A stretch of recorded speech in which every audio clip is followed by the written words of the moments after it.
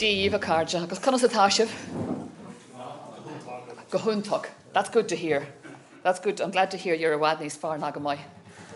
Because that's how we, I think that's the mood that we really do need to generate. Not a mood of kind of false optimism, but something a bit like what happened to me yesterday. I was doing the garden yesterday and there was a cuckoo. And Mick actually heard. Mick heard, I'm not sure if it's the same cuckoo. You were down in Clare, I was in Roscommon.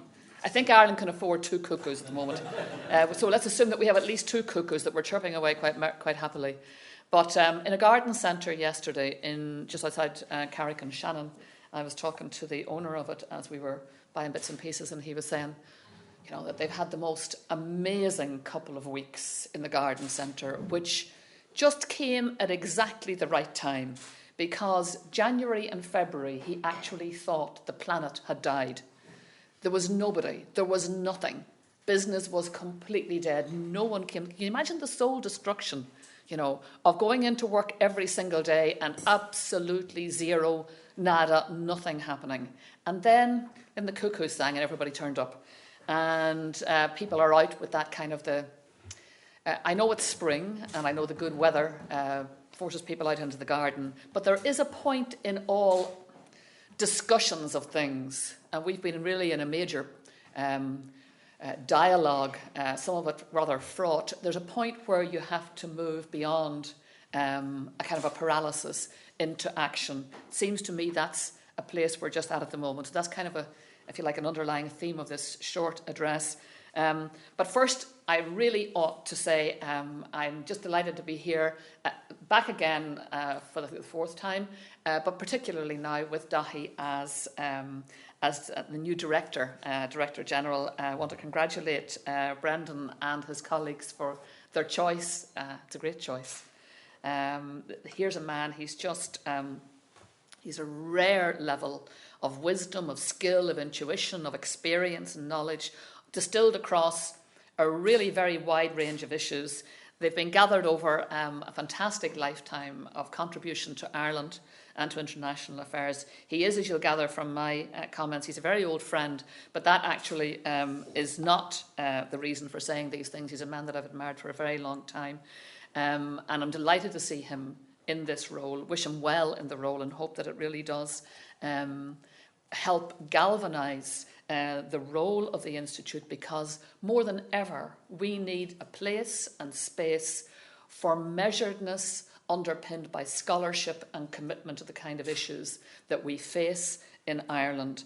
Daithí's role, just to take one small example of the role that he fulfilled during the tough years of the peace process, particularly when he was ambassador to London, and the calibration of the relationships between, on that axis, that Dublin-Westminster axis, where the calibration of those relationships was so central to the driving forward of the peace process, and Daithí's role really in helping to recalibrate those was utterly, utterly crucial. So I think that this Institute's got a lot to look forward to now under his guidance and under his leadership. Particularly important time that you've been appointed, Daithí. In the years that we've known each other and in the years that I've been coming here, there's been so many, I don't know how many different Irelands have we lived through in very recent years. In the relatively short time since I was last here, Brendan, Ireland's gone from being the kind of economic toast of Europe to being excoriated for a champagne lifestyle that was based on unsustainable levels of borrowing. So it's a humbler and more chastened Ireland that we meet in today. We have become so accustomed to people asking us, how did you do it? How did you establish the Celtic Tiger? Tell us your secret. And now, of course, the secret is out, at least some of it anyway. It's a humbler Ireland. It's a much more chastened Ireland that we meet in today. We were placed in a very exposed way at the heart of a globalised economy. That exposed us. It gave us great opportunities on the one hand, but it exposed us, of course, to the damaging consequences of the global recession. And then we compounded those, of course, by the blinkered hubris of our banking and property development sectors, which have inflicted, as we know, significant damage on what was and what still is a young and emerging economy. And I think that's an important thing for us to remember, that we're actually at the start of something. We're not at the end of something, but we are still at the start of something. The opening chapters of 21st century Ireland have been really pretty much a roller coaster, with the huge economic and social uplift that was propelled by the best educated and the education, a very widespread access to education, best educated generation ever on this island. We still have those. They're still here. And they're still growing, and they're still powerful, and they're still ambitious. But then, of course, there was the rapid slide into levels of debt that are pretty sobering and have consequences for this generation and the next, at least. So, we've come face to face in a rapidly short period of time with a kind of a suffusion of self-confidence, and then suddenly with a crisis of confidence. And we now face the reality that the only way to get beyond this, the only way is for us to dig ourselves out of this. We're not entirely alone in it. We are fortunate to be members of a union that is supporting and guiding us through these tough times. But ultimately, as we have observed from the world of commentators, it is very important that we ourselves are seen to be bringing to bear on ourselves the kind of discipline and sense of reality that will get us through the coming times. There are a lot of people out there observing and analysing us. We're fortunate in that the single market proved itself to be a really very important major advantage to us as we were successfully establishing ourselves as a globalised producer of services and goods. We did that with a lot of success. We now are a nation with a very strong exporting pedigree. We still have that. That is an important thing because, again, it's relatively new and was only ever in the early stages of its development.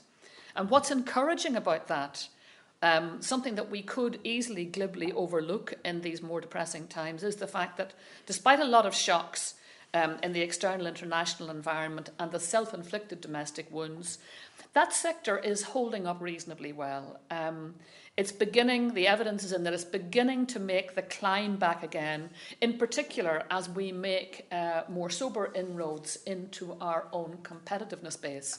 And that's a very important issue for all of us as we set our faces to the future. They say that a good team doesn't become a bad team overnight. I never saw County Down in action, but anyway.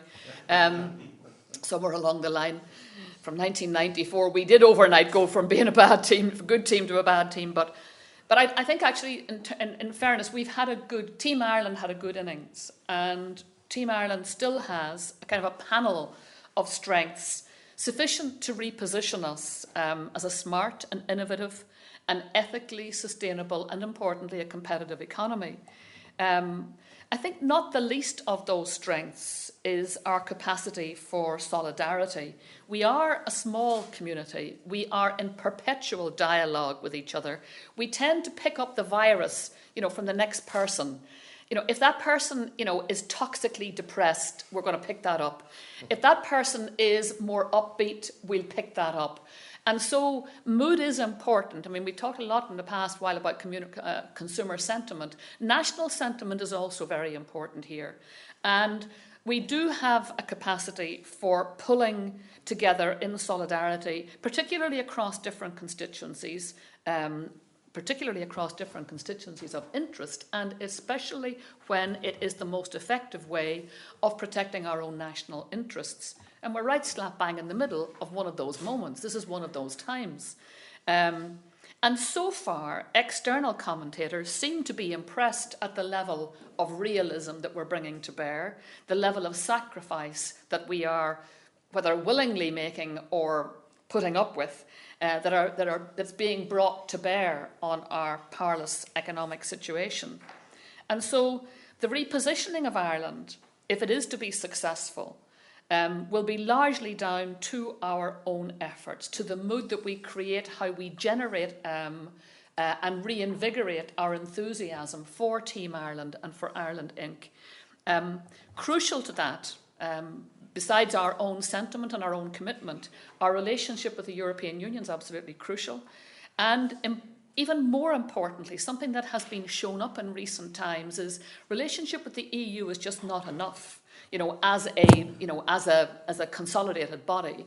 But bilateral relationships right across the member states is also extremely important, and that's something that we need to invest in pretty much going forward, because those bilateral relationships, the explaining who we are through our own eyes and with our own voices, rather than leaving it to external commentators, is very, very important.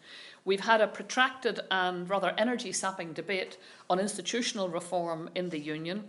We're past that now. The post-Lisbon era really has to be characterised by focusing energies and ensuring that this new European infrastructural architecture, this new institutional architecture, that it is actually clearly making a very dynamic and positive impact on the lives of everyday citizens. And frankly, for most people, that just means financial stability and it means jobs.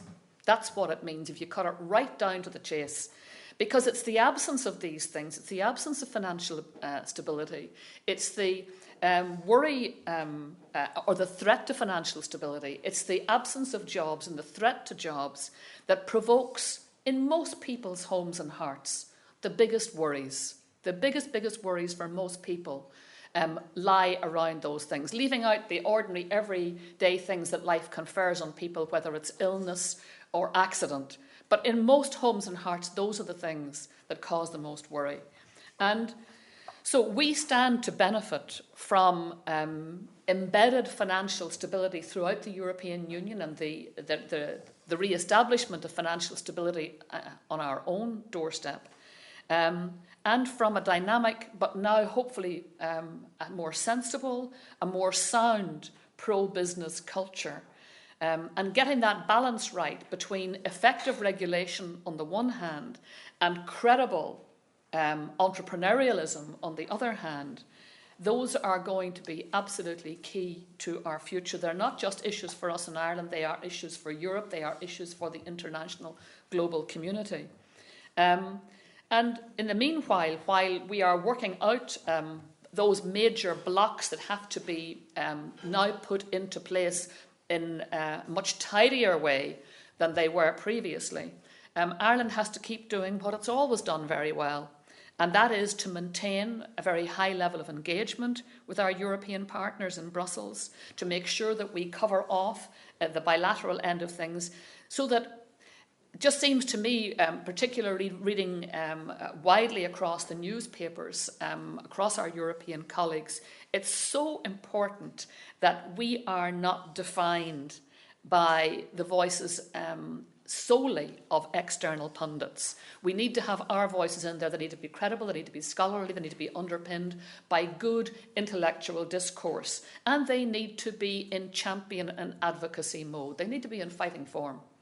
To be defined solely by our current economic problems, which is a bit of a trudge through the sludge, we know that, but to be defined solely by them would be a dreadful injustice to this country. It would be a dreadful injustice to a country that has a civic society and a community sector which is networked and plugged in to a culture of generosity that is absolutely second to none, and a can-do culture of generosity. And it would be a tremendous disservice because we have a capacity for transcending adversity by sheer hard slog that is also second to none. And so for all our current preoccupations, we still have, of course, as we trudge through that sludge, we still have a responsibility to see beyond it, to prepare for beyond it, for the future and for a considerably better future than what we are currently enduring.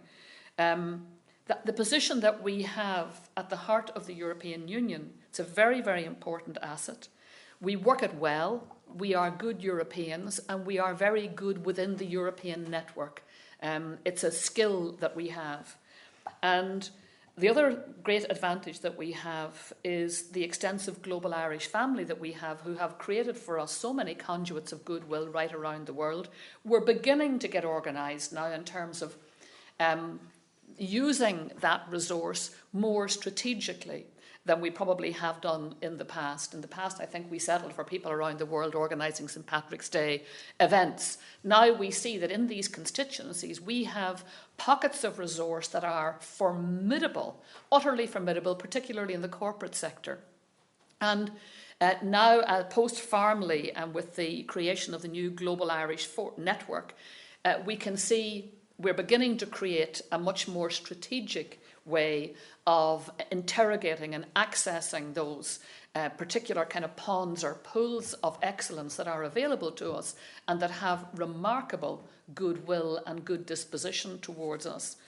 Our own new migrant population, though growing at considerably less rapid a pace than, of course, during the early post-enlargement years, I'm talking about the most recent two big enlargements, they have brought to Ireland a new flavour. It's not the same Ireland that it was 10 years ago, much more culturally diverse, has the momentum of so many people with a strong ambition to do well in a new country. Those who leave, and quite a number of them we know will have left, but if we've treated them well, they will speak well of us and hopefully again feed those bilateral relationships back in their native countries. Those who stay enhance our bilateral relationships with their countries of origin, and they also provide to us a human resource base that is economically, culturally and civically an important part of our future, something that we plan for, something that we draw from. And so for all of us, whether we're newcomers or whether we've been here for the long term, there's a wheel that we have to put our shoulders to collectively. Innovation, forward planning, our eye on competitiveness, our eye on creativity. These are the things that will get us beyond the sludge to a sustainable economy. And importantly, a sustainable economy, and I think this is where you have an important role, is one that's underpinned by ethics that are honoured, that don't just always depend on regulation, though regulation is important, but that are deeply internalised into the thinking of people who are making decisions that are not just about me and my resource, my money, my income, my bonus, but rather people who can think right down the line to the downstream consequences, the plugged-in downstream consequences of all that they do. So we need, in a sense, to think about a sustainable economy that keeps us safe, but at the same time doesn't hold us back. So it's a very complex time that we inhabit. It's probably the most complex time I ever remember. And that's saying something. When you grew up in Belfast, you grew up in a pretty complex environment, but this is a much more complex time. It's a much more complex world. There's so much anger and grief and a sense of loss. Consensus is very hard to find. And so too at times, more often than we probably care to admit, good, sensible, well-informed and reasoned debate is not easy to come by in a time of anger. Tabloidism, the chase of the anecdote, the chase of the stereotype, have a capacity for heading, or for fueling very heady kind of moral panics. They're an inevitable feature of freedom of speech, and they are an inevitable feature of the anger that's out there. And sometimes, and we need to blow off that steam in some way. At the same time, we also have to take this country beyond that, beyond anger. We have to distill that anger into a resource that is focused on doing and delivery. And so how do we get there? In the transition, turning the corner beyond anger, we really need space for measured and educated debate. And frankly, that is why this institute is so important, because it occupies precisely that required and necessary space. You keep us plugged into all the major European issues, all the major international issues which strategically affect us. In particular, you alert us and you keep us aware of things that we are not just always clued into their effect on us and their impact on us. And that's very important, that you're able to alert us to things that we need to get real about. You're a very important part of the checks and balances that we need to understand, that we need to interrogate, so that we can make good, sensible choices in the present moment that will give us a more sustainable future. In terms of need, in terms of the kind of debate that we need, you are unlikely to face redundancy anytime soon, because the catalogue of issues out there to be dealt with in that measured and scholarly way, it's absolutely extensive, from the big issue facing the European Union of going forward of continuing enlargement, to the environment, from migration to monetary stability, from third world poverty to global prosperity, from war to peace. They're all on the agenda. And Europe's context, though, I think these are the things that we have to keep reminding ourselves, and the scholars need to keep reminding us about. Our context has changed beyond all recognition, from the chaos of competing empires that many of us around this table were born into. I was born in the immediate aftermath of World War II, the most blood-soaked period really in human history, when so much of Europe's youth threw their lives away, had their lives wasted in two vain world wars. From the advent of the Treaty of Rome, Europe has known a level of peace and stability that completely defeated all previous generations. That's a very worthy and a very noble backdrop to have created. And it's also just worth reminding ourselves of just how, at what cost it was created. So the Union is actually very good at the kind of miracles that come from vision and determination. Europe must have been full of a lot of people just before the Treaty of Rome who thought this stuff was all mad, who thought that human beings were beyond all form of redemption. And yet visionaries were able to put together a package that we now have been privileged to see deliver peace and stability. And again, to remind ourselves, that 50 years down the road of it, and we're not even there the 50 years, just 30 plus, we're still in the early opening chapters of its potential. So human beings can make messes, but there are a lot of human beings who are good at clearing up messes and making them, clearing them up beyond better and making them supremely good. We also have our own changing context and backdrop, and that is the peace process in Ireland, which also defeated almost every previous generation, but not this one. So that changing context is again in its opening stages. We haven't a clue where that will take us to, but we know it'll be a heck of a lot better than the wasteland that we came from. So there's opportunities there for new resources and energies, for the release of those things that in the past were simply penned up or wasted.